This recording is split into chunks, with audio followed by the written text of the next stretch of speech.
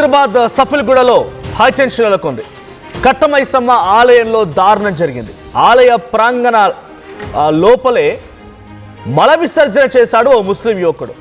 యువకుడిని పట్టుకొని చితకబాదారు స్థానికులు. ఘటనపైన హిందూ సంఘాలు ఆగ్రహం వెలుగక్కున్నాయి. రాత్రంతా అక్కడే కూర్చొని నిరసన వ్యక్తం చేశాయి.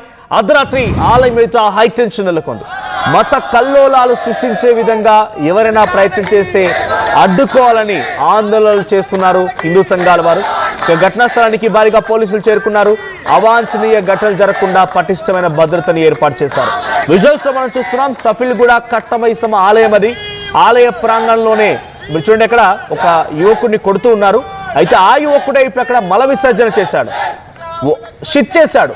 ఏకంగా ఆలయ పరిసరాల్లో, ఆలయ ప్రాంగణంలో ఏకంగా ఆ దేవత విగ్రహం దేవత ఎదుటే మీకు అందరూ తెలిసిందే, కట్టమైసమ్మ లేకపోతే ఇటువంటి ఆలయాల ఎదుట ఆ ఆలయానికి గర్భగుడిలో సూటిగా ఎదురుగా ఒక శివుడి విగ్రహం, శివుడి సంబంధించిన శివలింగమా లేకపోతే ఇతరత్ర చిన్న చిన్న విగ్రహాలు కూడా ఉంటూ ఉంటాయి, పలువురు దేవతల గురించి ఆరాధించేటివి కూడా. సో ఆ విగ్రహాలపైన మల విసర్జన చేసి చాలా దారుణంగా అక్కడ ప్రవర్తిస్తున్నటువంటి ఆ యువకుడిని చితకబాదారు స్థానికులు. ఇక్కడ తాకుండా చాలా హిందూ సంఘాలు అక్కడ చేరుకున్నాయి.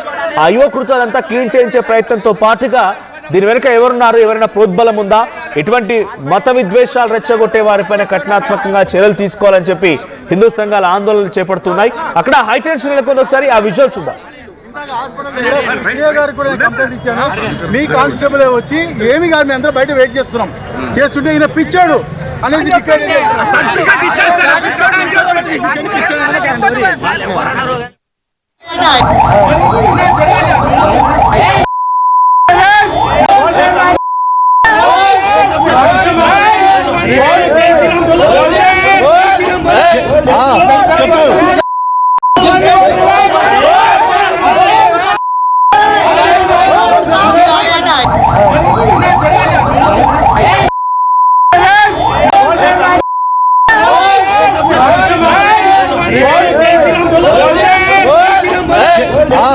కట్టమైసమ్మ గుడి అమ్మవారి యొక్క ప్రత్యేకమైన గుడి. ఇక్కడికి సంబంధించిన ఎంతో మంది ఇక్కడ హిందువులు బోనాల పండుగ కానీ దసరా పండుగ కానీ ప్రతి వారం అమ్మవారికి మొక్కని మనుషులు లేరు. ఇక్కడ మల్కాజ్గిరి వ్యాప్తంగా కట్టమైసమ్మ గుడికి ఉన్న ప్రత్యేకత అంతా ఇంత కాదు. ఈ రోజు ఒక అన్య మతస్థుడు వచ్చి అక్కడ వాడి యొక్క అహంకారంతో ఈరోజు అమ్మవారి గుళ్ళో వాడు ఈరోజు మూత్రం పోసి అమ్మవారి యొక్క గుడిని వాడు అపవిత్రం చేసిండు. ఖచ్చితంగా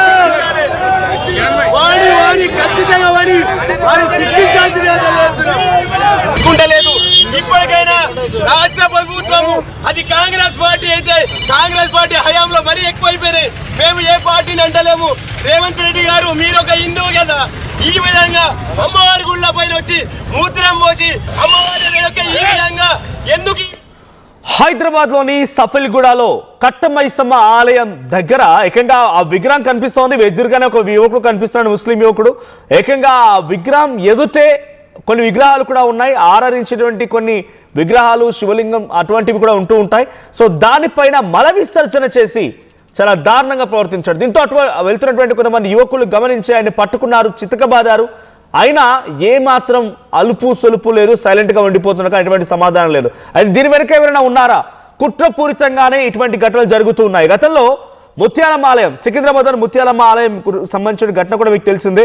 2024 అక్టోబర్ 14 తేదీన తెల్లవారుజాము 4:30 సమయం నుంచి ముంబై నుంచి ఇక్కడ పర్సనల్ డెవలప్మెంట్ కోసం వచ్చినటువంటి సలీం అనేటువంటి ఒక వ్యక్తి ఆలయం లోపలికి నేరుగా దర్జాగా వెళ్ళిపోయి డైరెక్ట్గా ఆలయంలో ఉన్నటువంటి ఆ దేవత విగ్రహాన్ని పగలగొట్టేశాడు. సో ఆ సంఘటనతో పెద్ద ఎత్తున చర్చ జరిగింది. పలువురిని అరెస్ట్ చేశారు.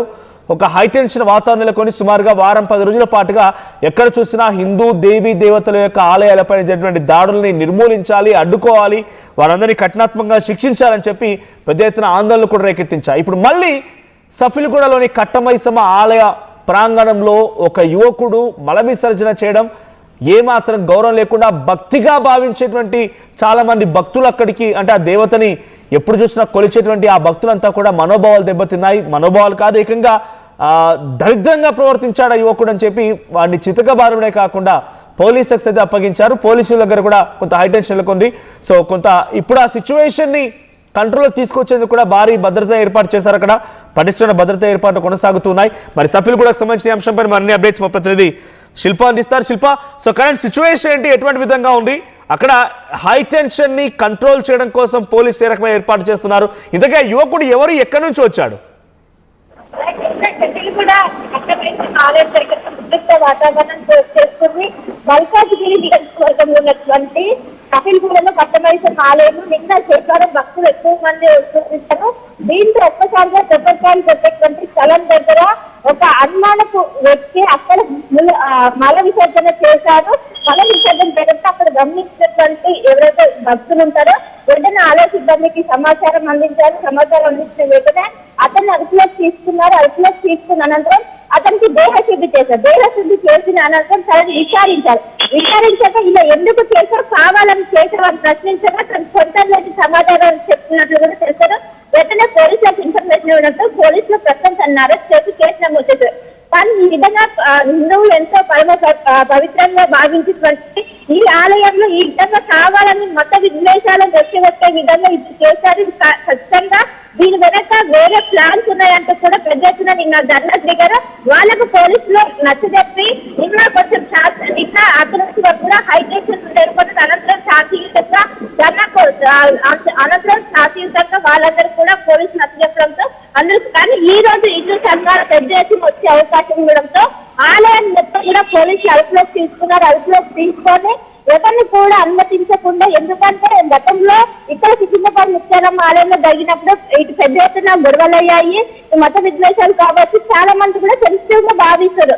ఎలాంటివి జరగకుండా మత విద్వేషాలు కావడంతో పెద్ద ఎత్తున అటు పోలీసు బలగాలు మోహరించి అటు పెద్ద ఎత్తున 2-3 లేయర్స్ పెద్ద ఎత్తున 3 అంచెల భద్రతను ఏర్పాటు చేసి ప్రస్తుతం పోలీసు బలగాలు అదుపులోకి తీసుకొని ప్రస్తుతం విచారిస్తున్నారు. దీనికి గల కారణాలు ఏంటి, కావాలని చేశారా, దీని వెనక ఎవరున్నారు, ఇప్పటికే తనకు సంబంధించినటువంటి మొబైల్ ఫోన్ కావచ్చు వీటన్నిటిని కూడా పోలీసులు స్వాధీనం చేస్తున్నారు. తను ఎవరెవరితో కాల్స్ మాట్లాడారో అసలు తన చర్య కూడా ప్రస్తుతం అయితే పోలీసులు అయితే తనని విచారిస్తున్నట్లు కూడా తెలుస్తుంది. ఇంకోవైపు ఇప్పుడు ప్రస్తుతం ఆలయం దగ్గర ఒకటి పోలీసులు నిఘా పెంచి ఎవరిని కూడా అక్కడికి రానివ్వకుండా చేశారు.